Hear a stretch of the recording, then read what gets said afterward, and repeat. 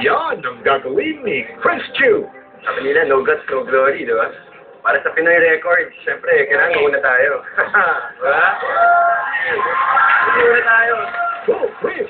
Yan ang abangan natin sa susunod na Sabado. Abangan dito lang sa Kakasakaba sa Grade 5. Thank you sa ABE International College of Business and Accountancy, Cubao Campus.